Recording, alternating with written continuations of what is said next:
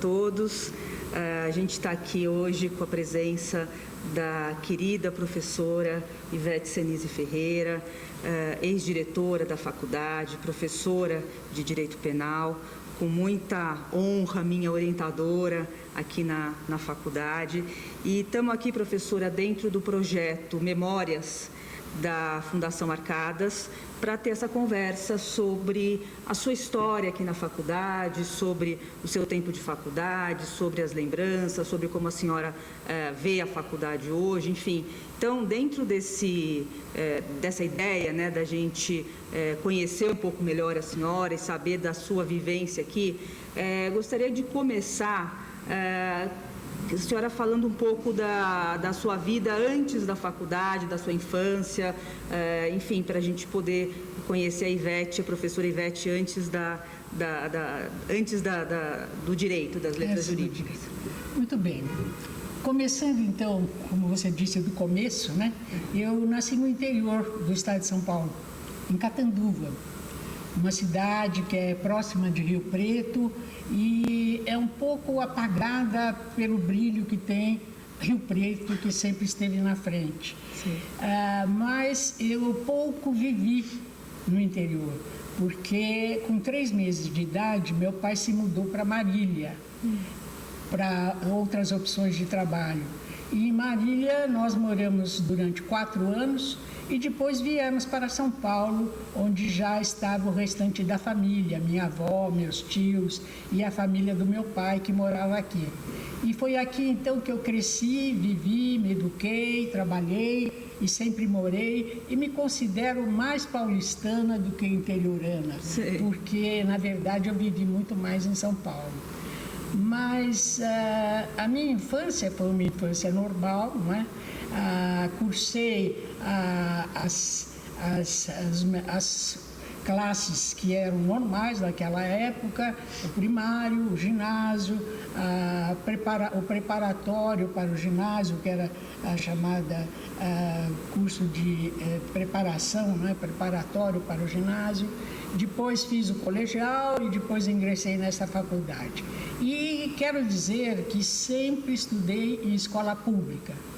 A minha formação é uma formação que eu devo muito aos professores da escola pública, principalmente aqueles que eu tive a oportunidade de conhecer e frequentar, porque na minha época de infância e juventude, era comum se dizer que a escola pública era melhor que a particular. Sim. E nós tínhamos uma escola que era chamada Instituto Modelo, sim, que era a escola, o Instituto Caetano de Campos, que aqui é aquele prédio que hoje é a Secretaria da Educação na Praça da República, que era uma escola normal, que formava professores de primário e tinha um ginasial também, tudo no sistema público de ensino. Eu estudei primeiro num grupo escolar, perto da minha casa, eu morava em Pinheiros, depois fui fazer o ano preparatório no ginásio Oswaldo Cruz, porque minha tia era professora lá. Ingressei por concurso já, né? A minha vida é uma epopeia de concursos. Uma série de concursos. É uma sucessão de concursos. Ingressei por concurso no Instituto Caetano de Campos, lá fiz o ginásio e de lá eu prossegui no colegial para uma outra escola pública que era a escola Roosevelt. O ginásio, escolas muito destacadas, né, aqui em São Paulo. Eram escolas públicas consideradas as melhores do estado. Nisso eu me beneficiei muito, fiz um ótimo curso preparatório. Depois eu fiz, no último ano do colegial, que eu fiz o clássico, né? Era Sim. clássico e científico.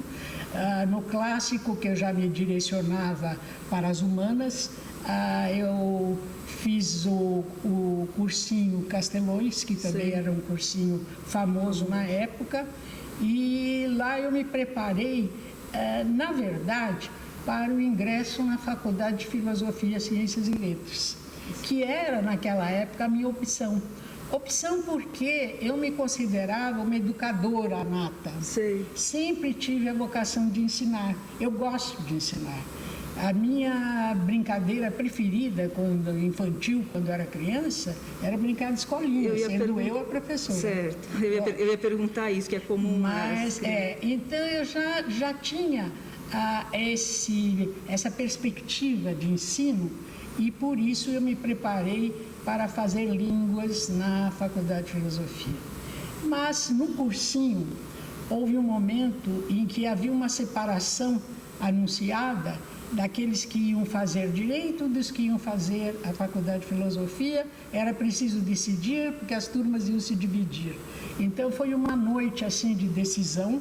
Sim. Que inclusive contei com a colaboração de alguns colegas de cursinho que me convenceram que eu devia fazer era direito, que eu tinha vocação era para direito, não era para a Faculdade de Filosofia. E aí eu fiz o vestibular aqui na faculdade, passei. Há um fato até curioso, no cursinho, era meu colega de cursinho, um professor aqui, o professor José Afonso da Silva. Sim. E nós fizemos o vestibular juntos, porque era um vestibular era escrito, não havia oral, e as turmas eram por ordem alfabética. Então eu tive sempre o professor José Afonso como meu colega, não é? Nos exames vestibulares, o que foi muito agradável porque iniciamos uma amizade já nessa fase. Nós dois fomos aprovados, ingressamos aqui e aqui eu fiquei. E antes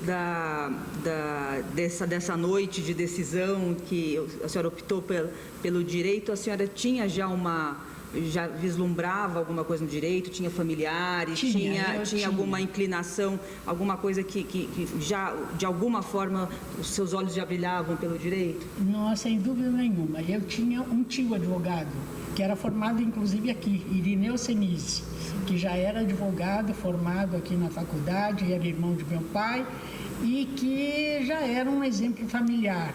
Mas, na verdade, eu, além da vocação para o ensino, eu percebi que eu tinha realmente uma vocação para o estudo do direito, para as lutas, vamos dizer, os problemas e todo o envolvimento com as questões de justiça, do direito, de leis e da ordem social, da ordem política. Então, na verdade, era uma conjugação de dois rumos, o rumo do ensino e o rumo do direito, que eu consegui, graças a Deus, conjugar, porque, na verdade, eu, além de me formar aqui, eu passei depois a ensinar, não é? Aqui mesmo.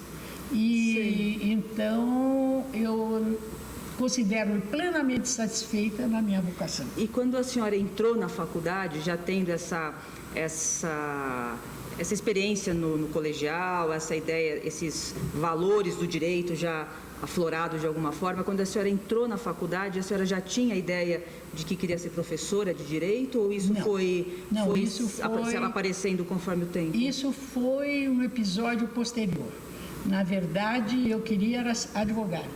E advoguei como estudante, como quartanista, né? Naquele tempo nós dizíamos solicitador acadêmico. Sim. Era uma carteira que a ordem fornecia para o que hoje nós chamamos de estágio. E como solicitadora acadêmica, eu tive oportunidade, eu acho que foi aí que eu me direcionei, de prestar serviços no 4º ano da faculdade na penitenciária feminina do Carandiru, porque o centro acadêmico abriu uma oportunidade de estágio para serviços na penitenciária feminina. E eu me candidatei e cumpri 1 ano, vamos dizer, de estágio como solicitadora, fazendo uma espécie de assistência jurídica para as detentas que se consideravam ali um pouco afastadas da defesa jurídica normal da penitenciária e solicitaram que houvesse uma pessoa mais próxima delas, porque era um grupo pequeno ainda, sim, o da penitenciária, tanto que ele funcionava numa casa e não numa prisão normal. Era a casa do diretor da penitenciária, que havia sido do diretor da penitenciária, que ficava no âmbito da penitenciária, nos muros, dentro dos muros da penitenciária. E lá funcionava esse presídio, que era um presídio pequeno. Então eram poucas as presas? Eram poucas e, além disso, eram dirigidas por freiras. Olha só. Por religiosas. Era uma coisa totalmente diferente, hoje em dia. Nossa, impensável. Sim. Impensável. Isso Parecia, foi quando? Eu estava na faculdade, eu entrei em 1953, saí em 1957. Então foi lá 56. Eu fiz esse estágio em 56. Olha só. Então havia uma espécie de presídio, não é? Mas era uma casa que parecia um colégio de freiras. De freiras, olha que interessante. E havia celas na parte inferior e na parte superior as freiras permaneciam, habitavam, havia uma capela, havia um refeitório, tudo como se fosse um colégio. Olha só. Era muito interessante, mas era um grupo muito pequeno. Na verdade, eu acredito que lá estavam umas 40 presas. E uma curiosidade que me veio agora, assim, a senhora lembra quais eram os crimes que essas mulheres praticavam? Muito bem, porque foi o início da minha carreira, né? Inesquecível. Os crimes eram geralmente furto, nunca roubo, furto mesmo. Sem violência. Pequenos furtos, sem violência, ou então homicídio. Homicídio de mulheres que matavam o marido, matavam o namorado, matavam o amante, ou eram homicidas ou eram ladras. Era o principal. E havia um pouquinho de tráfico de drogas, mas muito incipiente, muito incipiente. Esse era o panorama desse colégio-prisão que eu frequentei quando eu era estudante ainda aqui na faculdade. E com relação a esses, só um parênteses aqui na sua, que eu fiquei interessada, achei curioso isso. E essas mulheres que estavam lá por conta de homicídio, a senhora lembra se tinha a ver com violência doméstica, se elas eram vítimas de algum tipo e elas se defendiam? Não lembro. Não me lembro, não, porque eram poucos os casos. Sim. E às vezes era ciúme, às vezes era realmente retribuição de violência, mas eu não me lembro exatamente os casos, porque faz muitos anos. E é muito específica essa. Mas enquanto isso, né, eu também advogava em outras prisões. Então, eu acabei servindo aí individualmente para casos sempre de criminais, né, na casa de detenção e no chamado presídio do Hipódromo, que era um presídio antigo que existia em São Paulo.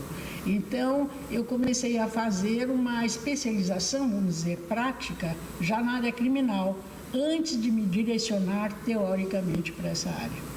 Eu tinha perguntado sobre a questão de se a senhora tinha entrado na faculdade já sabendo que queria ser professora.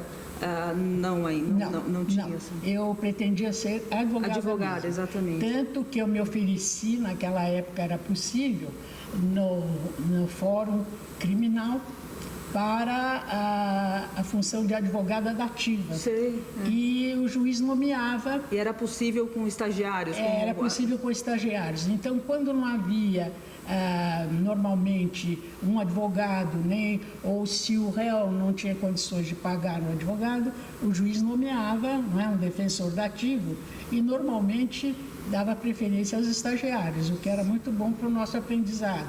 Então, eu tive vários casos assim particulares como advogada dativa e sempre na área criminal. Professora, e quando a senhora era estudante aqui na faculdade, como era a faculdade? A senhora tem a gente vai falar disso acho que um pouco mais para frente, sobre o seu papel desbravador enquanto mulher. A senhora foi a primeira diretora, professora, uma das poucas professoras aqui da faculdade. Mas como era a sua época de aluna? Tinha muitas alunas?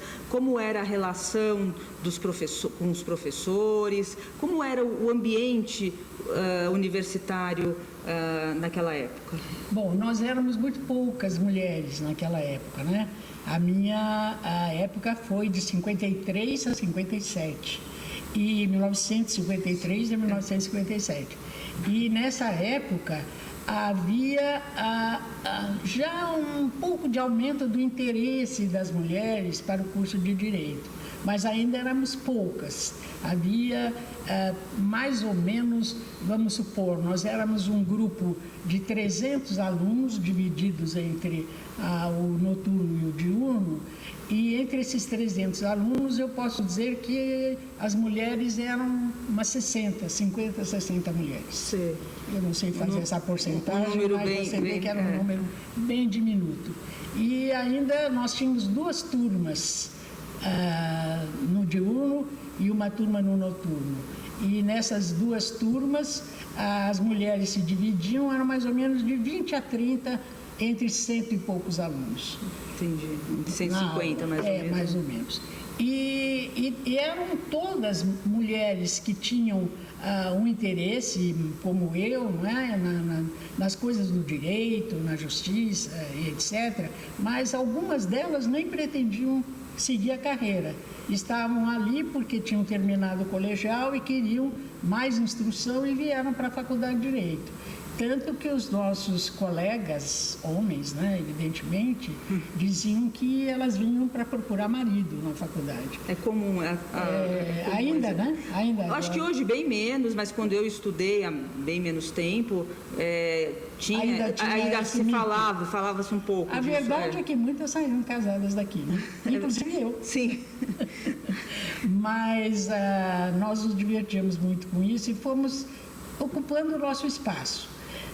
Como eu tinha um interesse numa participação mais ativa, me ofereceram para entrar num grupo que era bastante ativo aqui na faculdade, que era um grupo católico. Sim. E eu, naquela época, era católica praticante. Hoje eu sou católica, mas não praticante. Não praticante. Mas eu era católica praticante e me seduziu, então, esse grupo que já atuava aqui na faculdade, que era a JUC, Juventude Universitária Católica. Havia a JUC congregava universitários de todas as faculdades de nível superior, não é?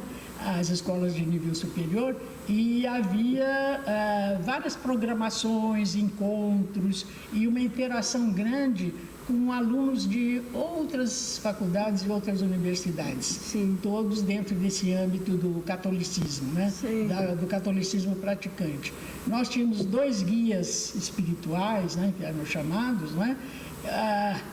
Professor Enzo Guzzo e os 2 eram da PUC, da Católica. Professores da PUC. Tá. E padres, não é? Eram padres que eram os guias, vamos dizer assim, espirituais, dirigiam esse grupo da JUC. Olha, que interessante, tinha as atividades. E aqui nós fizemos nesse grupo, quando eu entrei nesse grupo, eu fiz muitas amizades que perduram até hoje e que foram amizades que nós celebramos praticamente pela vida toda, aqui com alunos daqui da faculdade e também da medicina, da filosofia, da engenharia, eram todos alunos congregados nesse movimento que se chamava Juventude Universitária Católica. Então a senhora era bem ativa, assim, Éramos ativos porque a gente participava muito de todas as assembleias do 11 como um grupo organizado. Eu ia perguntar isso. A senhora fazia parte de um grupo político? Organizado. Um grupo político da faculdade? Um grupo político. E bem organizado, que defendia as ideias do ponto de vista do catolicismo, da religião, mas defendia as ideias participando de todos os movimentos e, inclusive, tivemos uma participação ativa no episódio concernente até o suicídio do presidente Getúlio Vargas, que foi na minha época, em que ele era presidente da República e estava sendo forçado a abdicar, certo? E depois, em vez de abdicar, ele suicidou-se.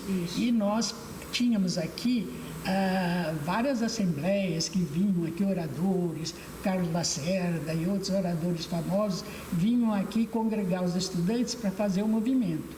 E houve uma assembleia muito interessante que nós combinamos de ir até o Rio de Janeiro para pressionar o presidente da República a renunciar, né? Aquelas ideias malucas de estudante. E no dia seguinte ele se suicidou. E nossa viagem foi interrompida. Foi interrompida, não precisaram ir até lá. Não fomos, mas nós éramos ativos num sentido também político. Que interessante. E eu sei também, já vi foto uma vez numa dessas exposições do museu, já vi foto, sei que a senhora também tinha uma participação no esporte na faculdade, não tinha? Porque eu, antes de entrar na faculdade, eu era jogadora de vôlei no Clube Paulistano. Sei. E depois passei por tênis clube, quando o Paulistano encerrou o grupo feminino de vôlei, isso quando ainda estava no colegial, certo? Tá. E quando ele encerrou a parte feminina, eu passei para o Tênis Clube Paulista. E no Tênis Clube Paulista, nós chegamos a ganhar um vice-campeonato de vôlei da cidade, como time oficial de campeonato. Sei. Então eu jogava vôlei. E uma das minhas colegas de turma, amiga também, com quem eu convivi anos depois a fio, era a professora Ada Pellegrini de Grinover, que também era esportista, só que ela era do Clube Pinheiros e era corredora. Sim. Ela corria, fazia corridas. Sim. E quando nós ingressamos aqui, já no segundo ano, a atlética aqui da faculdade ficou pesquisando quem eram as moças que podiam participar dos campeonatos universitários. E nos descobriram, a Ada e eu. Né? Olha que interessante. Então, elas nos congregaram para participar dos torneios da FUP, a Federação Universitária de Esportes. E nós chegamos, então, a participar de algumas, até com algumas vitórias. Né? Eu cheguei a ver umas fotos da senhora e não sabia que a professora Ada também tinha esse lado esportista. A Ada era corredora e atleta. Sim. Eu era só jogadora de vôlei, mas nos campeonatos da FUP fui obrigada a participar de várias modalidades que eu nunca tinha participado, inclusive de um lançamento de disco que eu aprendi como se fazia na véspera, porque eu não sabia, eu nunca tinha jogado disco na vida. Mas às vezes acontece, né? Mas aí nos levaram num campo para ensinar a salto em altura, arremesso de disco e mais não sei o que, corrida e isso, aquilo. E nós participávamos dos torneios da FUP. Sua vida universitária foi muito movimentada. Bem movimentada. E além disso, né, eu, como já na minha vocação de ensino, eu adorava dar aulas e eu arrumava alunos particulares para ganhar um pouco de dinheiro extra. Sei. E no que fosse possível. Então, se me pedissem aula de português, eu dava. Cheguei até a dar aulas de latim. Como eu já tinha feito um curso de inglês, eu dava inglês para jovens, eu dava francês, enfim, eu sempre gostei muito de línguas e fiz vários cursos de línguas. Fiz inglês, fiz francês, fiz italiano, fiz alemão. Eu sei que a senhora é fluente fala bem essas 4 línguas. Eu realmente me dediquei, tenho o diploma da Universidade de Nancy, na França, da língua francesa, e eu me dediquei muito também a essa parte que eu gosto muito, de ler no original e tudo mais. Então, eu dava aulas particulares. E aí a minha vida era movimentada, porque além da faculdade, dos estudos, do esporte, eu ainda tinha os alunos particulares. E como eram os professores naquela época? Como era a sala de aula? Como eram as aulas? Como era a relação dos alunos com os professores? Bom, era tudo muito tradicional, né? Para começar, nós não podíamos vir de calça comprida, nós vínhamos de saia, vestido. E os rapazes tinham que usar gravata. Não entravam na aula sem gravata. Terno e gravata. Então, quando alguns esqueciam a gravata ou vinham com uma camisa de esporte assim, o Bedel, que era o servente da classe, que passava a lista de presença, tinha já umas gravatas no bolso que ele alugava para os alunos, né? Para colocar a gravata e poder entrar na aula, porque não se permitia a entrada de alunos sem a gravata na aula, né? Então era uma época bem tradicional em que havia muito respeito, inclusive não só dos alunos para com as alunas, mas também dos alunos para com os professores.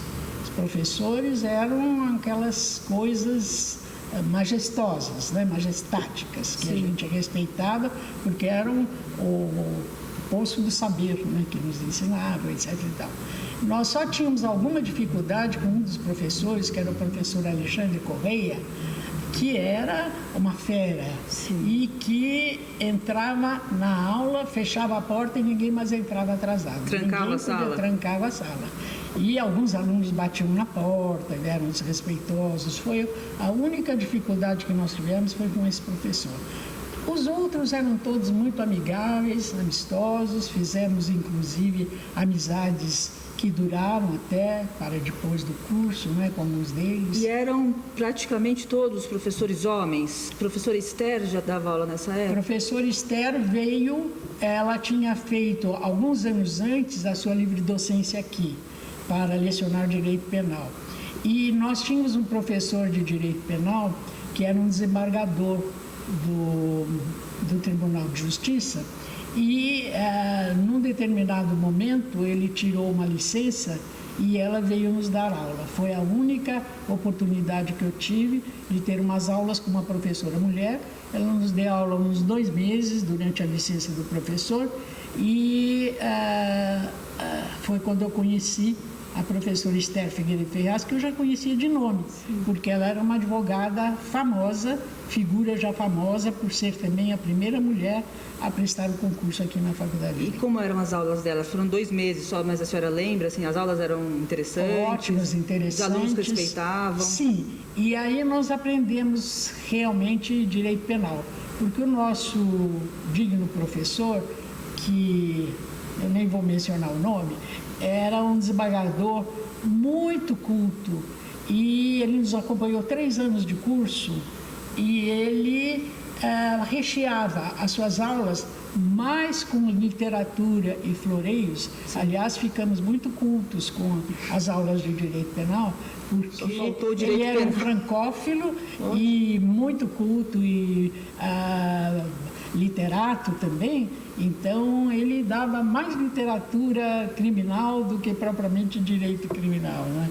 Mas ficamos 3 anos nos cursos com ele e saímos todos muito felizes de terem tido esses 2 professores. E uma última curiosidade com relação ao seu período de estudante. Tinha festas como a gente tem hoje? Quer dizer, imagino que não seja exatamente como hoje, mas havia festas, havia peruada? Como era esse lado da... Peruada, sim. Havia peruada, havia a famosa, o famoso 11 de agosto... Pendura do 11 de agosto, e mais teatro, algumas peças de teatro eram encenadas, mas não havia essas festas de música eletrônica, de música como hoje existe, isso não havia. Havia em festas particulares, mas sim, não aqui. Festa de alunos hoje, como o centro acadêmico promove festas, isso não havia? Não havia. Eram mais coisas culturais, cinema, teatro, discussões, palestras. Perfeito. Não havia muita diversão nessa parte.